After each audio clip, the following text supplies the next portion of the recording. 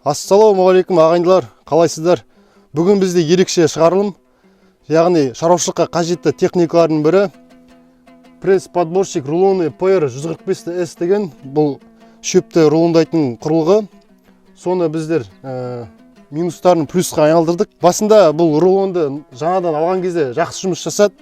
Сосын жұмыс жасал бір жылдан кейін шөп дейтін қақалып проблема пайда болды. Сол кезде бір айла тәсілді ойлап тапты. Осы Нұрлыбек деген ағам бар. Сол ары қарай сол ағам дейтін қалай жасағанын барын айтып интернеттен қарап. Интернеттен қарап. Сол сіздерге пайдасы тиер деген ниетпен бүгінгі видеомызды бастаймыз. Каналға тіркеліп, пікір жазып отырыңыздар. Ары қарай видеоны қараңыздар.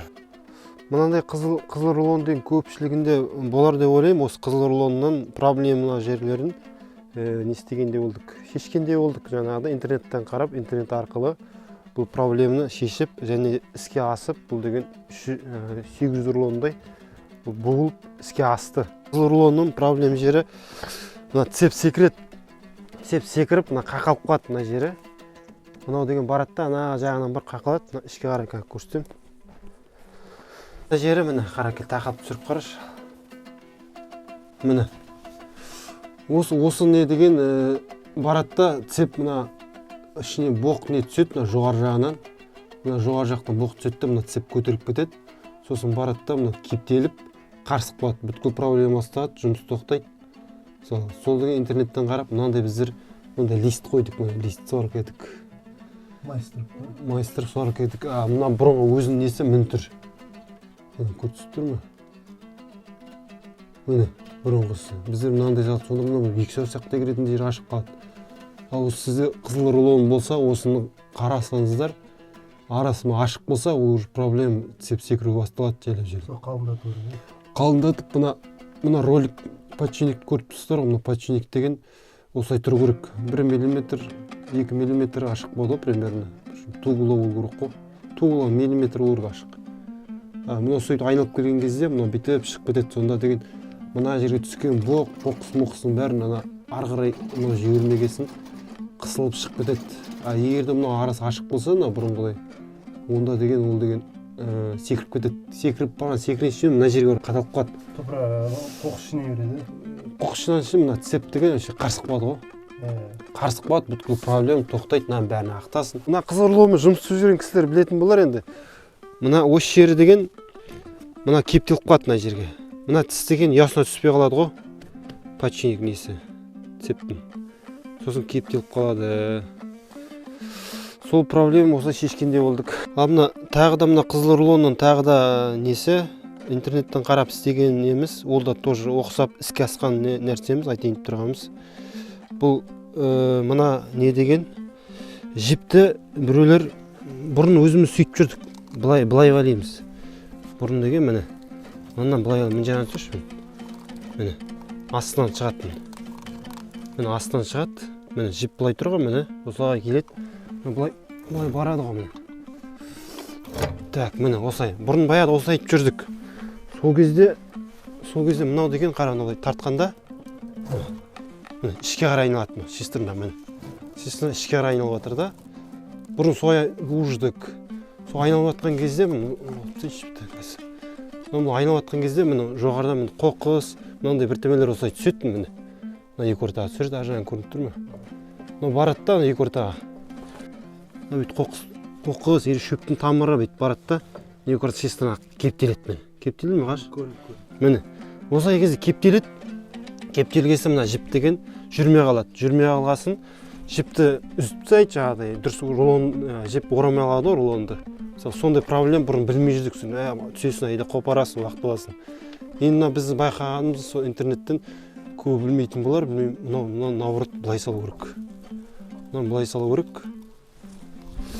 Былай сыртқа қарай. Мынау деген шестерна наоборот сыртқа қарай айналады. Сыртқа айналған кезде үстінен түскен қоқыс деген, үстінен қоқыс түскен, міне былай қарай тамыр, шөптің тамыры деген сияқты жоғары қарай кете береді де, екі орта қыспайды. Кішкене проблема тумайды да. Сондай бір неміз бар, сонымен бөліскіміз келеді. Сондай интернеттен бір көргеніміз осы уақытта. Сосын ол жіп ровно дұрыс жіберудің бағыты ғой. бана көпшілік біреулер білмеуі мүмкін, білетіндер де болар, может білмейтіндерге ақыл неміз ғой, көрсетіп жатқан кеңесіміз деймін. Сосын мынандай пышақ. Тоже мына пышақ деген интернеттен қарады, интернет қаны кішкене дамыттық өзгеше етіп. Угольник бұл интернетте былайынан жанынан тұрады. Пышақтың қыры. Мен мына қырын былайынан қойдым. Былайынан бері қаратып қойдым. Угольник болып. Негізі бұда деген заводской мына жерде батын түсір. Мен жерде шоғырем-моғырей, мен жерде немен троспен тартып тұрады. Шоғырем, оның бәрін алып тұрады. Простой, мынау деген қарапайым, жаңағыдай. Мынау деген қарапайым біткізіп айналады да қазір көрсетіп жіберейін. Былай келеді де. Сағатқа қарсы ғой үшін. Сағатқа қарсы айналады да, ана шестерінен істемейді. Мынау деген пышақ деген простой ғой, мынау бүйтіп барады да жүріп келіп. Ары-қарымен тартып кетеді ғой сол кезде. Тарс кесіп тұрады, бір несі жоқ. Проблемасы жоқ, үшін мынандай пышақ просто мындай жасайсыздар, ар жағын как көрсетеміз. Мен жердегі шоғырем-моғырейді алып тастадық. Ол да дұрыс жұмыс жасамай кейде. Заводской бір қателігі бар деп ойлаймын. Интернеттен қарадық, бірақ интернетте басқаша мен угольник қойып, қырын мындай еткізіп қойып, қарсы тұрады қыр. Жіп деген былай жүріп жатқан кезде қарсы оңай кеседі. Интернетте былай жалпағаннан тұрады қырынан. Кішкене жіпті төбет жібереді деген сияқты ғой, мынау деген торс қиттайды ресік. Жіп деген былай қарай жүріп жатады ғой. Міне жіп деген былай қарай жүреді, жіпті қарсы. Қарсы жүрген кесіп дейді. Күшпен тарс кесіп дейді. Ал сондай бір неміз бар, ол іске асты жаңағыдай қолдандық, пайдаландық. Шегіз ұрлығындай будық. Сосын деген, мына жағына мынандай усилить етіп саласың. Міне. Мына жұқа қаңылтыр, мынау деген жұқа қаңылтырға мынандай профтруба 50-25 деген профтрубаны салдым. Сосын мынау деген былай сосын жүріп тұрады міне қара. Мына жіп деген былай кеткен кезде, жіп деген былай өтіп кетеді де, былай жатқан кезде кесіп тастайды ғой, бері қарай. Кесіп тастайды. Сосын мына екі болт қойын тесіп істейтін. Қолдан салады. Қолдан өзін самодельный жасап аласыз, интернеттен қарап саламыз. Болтын.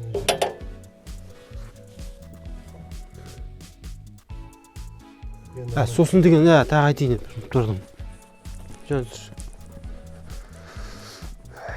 Сосын мына ненің түсіретсің ба? Қарапайым мына ненің пышақтың қойған не себебі қарапайымдылығы. Бұл деген мына ортадан осы жерін жібереді жіпті. Сосын бұл ортадан жүрген бұла қарай жүріп отырады. Бұла қарай жүріп отырады. Міне, жүріп отыр ғой. Жіпті жіберетін ғой, жіпті жіберіп кеткен кезде бұла қарай ортадан жіберді, бұла қарай барады да кері үстінен басады. Мына жағынан кері барады да мына жетке келеді де кері жатқан кезде мына жерден пышақ үсіп тастайды. Ортадан басса, ортадан аяқтайды. Сол кезде біз бір ұтқан жеріміз жіпті рулонды біреуінде байлаған жоқпыз. Байламай солай тастық. Сол бір неміз. Екі жағын бірін үстін басып тастайды, ортадан бастағасын керемет болды. Бұрын деген заводскойда мына жағынан осы жерден бастайды да, мына жағынан бүйтіп келген кезде мына үшін дұрыс шеті баспай қалады. Ортадан көп басты басын. Рулон шашылып қалады. Рулон шашылған өз алдында еще бір адам байлау керек болады. Мынада уже бір адам жұмыс азайды деген сөз ғой. Сонда бір несі болды, бізге пайдасы керемет болды дейді. Бүткір рулон сой тасыдық. Ал солай, соны немен бөліскіміз келеді осындай. Интернеттен қарап, бұл деген қарап біз тәжірибе ретінде өткен неміз. Іске асқан неміз, іске асылды бұл деген. Мына пышақпен сол сеп секіріп бүткір проблема болды, жаңа сеп кіргенде қарсып қалады ғой. Оны қызыл рулонмен жұмыс істеген кісілер жақсы біледі, жақсы түсінетін болатын. Бірақ бастамасында ол жайлап бастаған соң әбден соң кептеліп қалады ғой. Ал сол немізді бөліскіміз келеді. Тағы да қосымша дамытқан жеріміз, мына жер мына 5 сантиметр екі жағына кесіп тастадық, міне қарап. Қоқысынан бойын жиналады, тоже жіпті жібермеуге кедергі болады. Кейде бүйтіп келеді, қажыны жүрген соң қоқыс сүретін. Ана сырық қоқысын сүреді күртісі. Қоқыс кері кетеді. Пластмасс шықты ғой, міне пластмасс. Осындай пластмасс шығу керек қоқыс. Бұрын мына жерде заводский былай тұрады.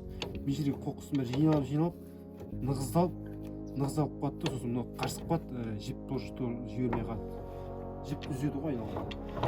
Жаңа тоже сол жақта да. Мына екінші жағы, мына тоже сол 5 сантиметрдей алып тастадым. Заводский міне қоқыс келіп жатыр, мына пластмасс итеріп жатыр міне. Міне.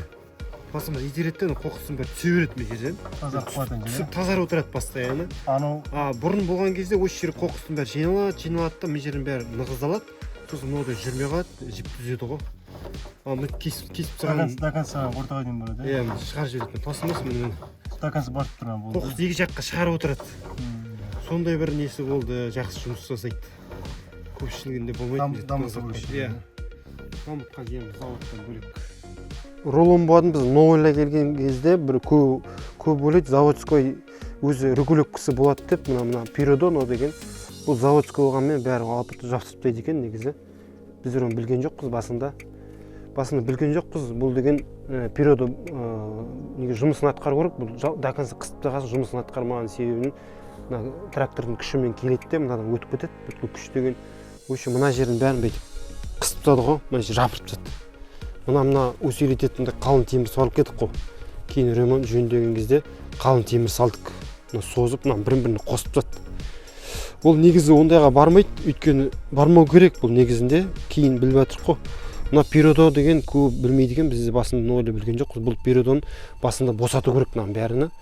Мына не келген кезде, сондай бір нагрузка күшке келген кезде, мына бұтсық көру керек қой, негізі мына жаққа күш деген шықпау керек, осы жерден тоқтау керек қой, бұтсық көріп.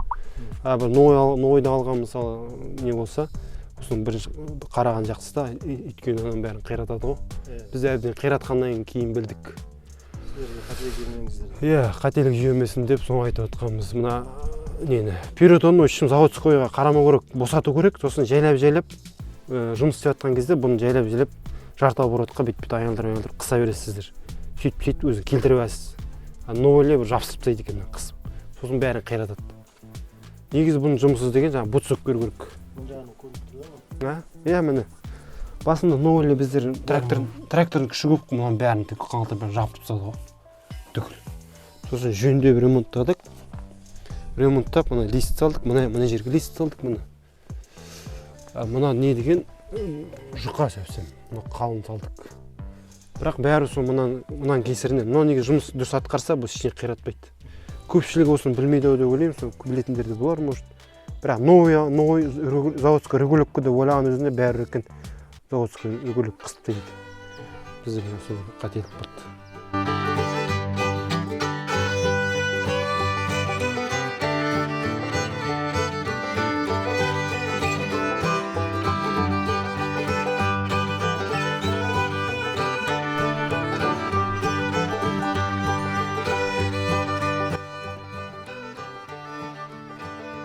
Алаған видеоның соңына дейін қарағандарыңызға рахмет.